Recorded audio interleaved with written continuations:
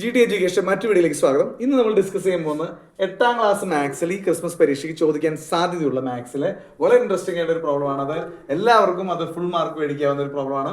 എൻ്റെ ഓർമ്മ ശരിയാണെങ്കിൽ 3 മാർക്ക് ചോദിക്കാവുന്ന ചോദ്യമാണിത്.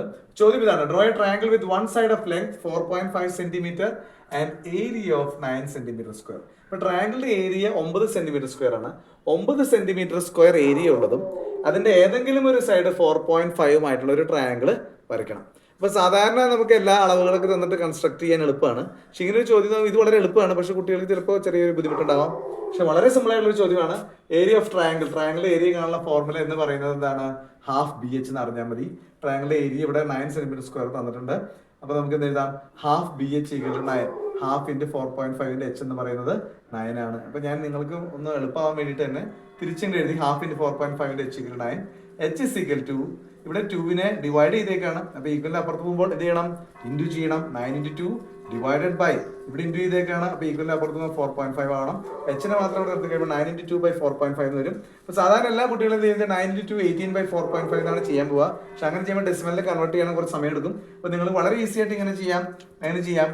4.5 എന്ന് പറയുന്ന 9ന്റെ പകുതിയാണ്, അല്ലെങ്കിൽ 4.5ന്റെ ഇരട്ടിയാണ് 9. അപ്പോൾ 9 4.5 വെട്ടിക്കളയുമ്പോൾ ഇവിടെ 2 വരും. 2 ഇൻറ്റു 2 4 സെന്റിമീറ്റർ എന്നുള്ളത് നമ്മുടെ എന്ത് വന്നു? ഹൈറ്റ് 4 സെന്റിമീറ്റർ ആണ്. അപ്പോൾ ഇനി നിങ്ങൾ ട്രയാങ്കിൾ വരയ്ക്കുമ്പോൾ നമ്മൾ ചെയ്യേണ്ട കാര്യം, നമ്മൾ 9 സെന്റിമീറ്റർ നീളമുള്ള ഒരു ലൈൻ വരയ്ക്കണം ആദ്യം. കാരണം നമ്മുടെ 4.5 ആണ് നമ്മുടെ ട്രയാങ്കിളിന്റെ ഒരു സൈഡ് എന്ന് പറയുന്നത്. അപ്പോൾ അതിന്റെ പെർപെൻഡിക്കുലർ ബൈസെക്ടർ വരയ്ക്കണം. അപ്പോൾ അതിന് ചെയ്യേണ്ട കോമ്പസ് എടുക്കുക. കോമ്പസ് ആണെന്ന് വിചാരിക്കുക. എയിൽ കുത്ത ഏകദേശം പകുതി കൂടുതൽ എടുക്കുക. എന്നിട്ട് മുകളിൽ ആർക്ക് വരയ്ക്കുക, താഴെ വരയ്ക്കുക. അതുപോലെ ബിയിൽ കുത്ത അതേ അളവിൽ തന്നെ മുകളിൽ താഴെ ആർക്ക് വരയ്ക്കുക. ഇത് കൂട്ടി വരച്ചു കഴിഞ്ഞാൽ ഈ കിട്ടുന്ന ലൈൻ എന്ന് പറയുന്നത് ഇതിന്റെ മിഡ് പോയിന്റ് ആയിരിക്കും.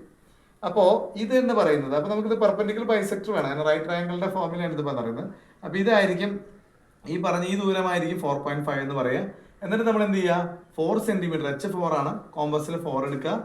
ഈ ഒ എന്ന് പറയുന്ന ഈ മിഡ് പോയിന്റിൽ കുത്തിയിട്ട് ആർക്ക് ഇവിടെയും വരയ്ക്കുക. ഇത് രണ്ടും സ്കെയിൽ ഉപയോഗിച്ചിട്ട് കൂട്ടി വരച്ചേക്കുക. അപ്പോൾ നമുക്ക് ട്രയാങ്കിൾ കിട്ടി. 9 സെന്റിമീറ്റർ സ്ക്വയർ ഏരിയ ഉള്ള ട്രയാങ്കിൾ നമ്മൾ വരച്ചു. അതിൻ്റെ ഒരു സൈഡ് തന്നാൽ നമുക്ക് ഹൈറ്റ് 4 ആണ് കിട്ടി. നല്ലൊരു ചോദ്യമാണ്. മറ്റു വീഡിയോയുമായി നമുക്ക് വീണ്ടും കാണാം. അതുവരെ സൈനിങ് ഔട്ട്.